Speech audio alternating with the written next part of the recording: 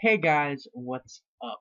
So, I figured I'd do two Christmas special reviews this year. So, I'll be covering two Christmas themed horror films this year.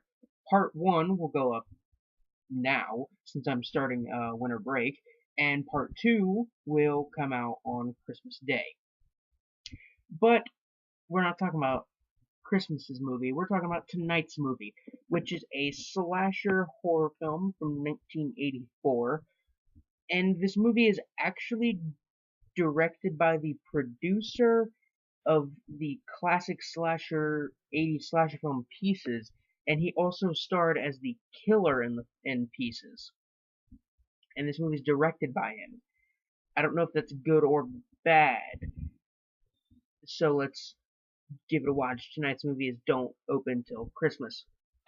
So instead of this being your run-of-the-mill Christmas slasher film about a guy dressed as a Santa going around killing people, this one is about a killer that targets people who are dressed as a Santa.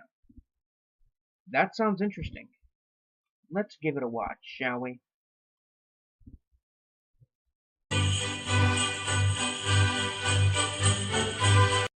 Well, that was actually pretty good. So the film begins with a woman kissing a guy who I automatically assume is her boyfriend, and he's dressed up as Santa Claus, while the killer, who seems to smoke a bit too much because he's breathing very heavily, watches them, goes over to the car. The guy tells the killer to leave them alone, and then the guy gets out of the car and gets stabbed immediately and dies. Stabbed in the stomach and dies. Sam goes for the woman. Credits with a statue with similar to the I want to say similar to the Halloween credits, how it shows the pumpkin. It has the credits on one side and then a statue of Santa Claus like catching on fire and melting, and it's actually a really cool kind of creepy intro. So suddenly we're at a disco where people are dancing badly and Santa's getting all dolled up to look jolly, and he's at this disco party for these grown adults. It just seems a bit weird. So the killer sneaks up from behind on the guy dressed as Santa and throws a spear at him. A spear! Like he doesn't walk up and just stab the guy. He goes over. He like noticeably walks behind him and throws a spear straight through his head. Okay. Um.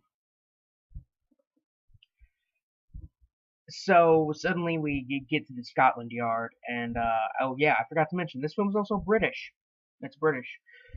The Scotland Yard and the commissioner is getting really mad because they haven't made any progress in these murders. They interview one of the suspects. Well, not one of the suspects. They interview, one of the witnesses to one of the murders, and then another Santa's murdered, bringing the kill count up to 4 murders within the 10-minute mark. I think that might be some kind of record. And then a delivery guy delivers a package to one of the officers, and I just kind of stopped writing there.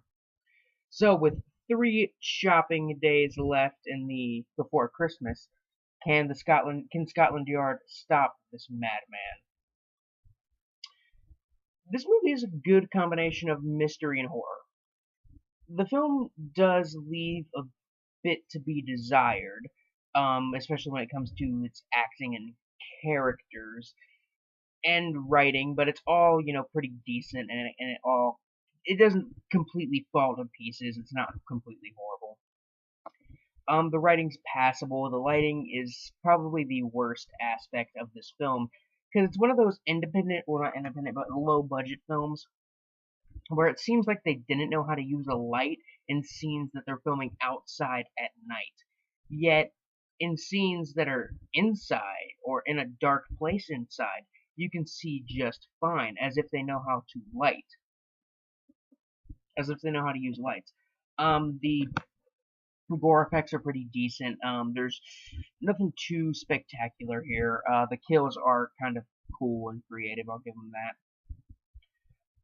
The film itself holds an average rating of 3.8 out of 10 on IMDb, and the fact that this film didn't have an American DVD release until just last month, I was expecting this movie to be as dreadful as Drive-In Massacre, but it turns out Don't Open Till Christmas is a really underrated Christmas slasher film classic. I mean, it's no Silent Night, Deadly Night, I'll say that much, but it's still pretty good.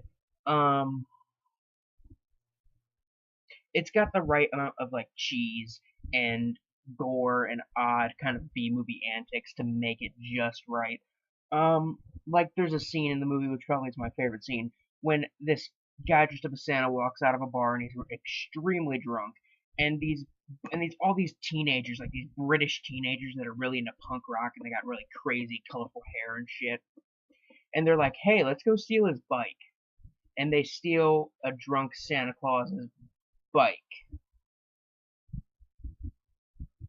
That's amazing. So the music here, for the most part, it's pretty good. A lot of like synth music and stuff like that, and some Christmas music thrown in, and that's always good. Um, on the gore meter from 1 to 10, 1 being something like the Corpse Grinders, and 10 being something like Brain Dead. Don't Open Till Christmas is probably about a 4. There's not a bunch of gore, it's mostly blood splatter, but that doesn't, not make the film graphic. Um, Definitely an underrated, cult classic. I'd say that. It's not gonna go on my watch every year on Christmas list, but maybe every other year or something like that. I could definitely watch this movie again. It's definitely worth another watch. 3.5 out of 5, maybe. It's not perfect, but it still deserves a bit more recognition. Um,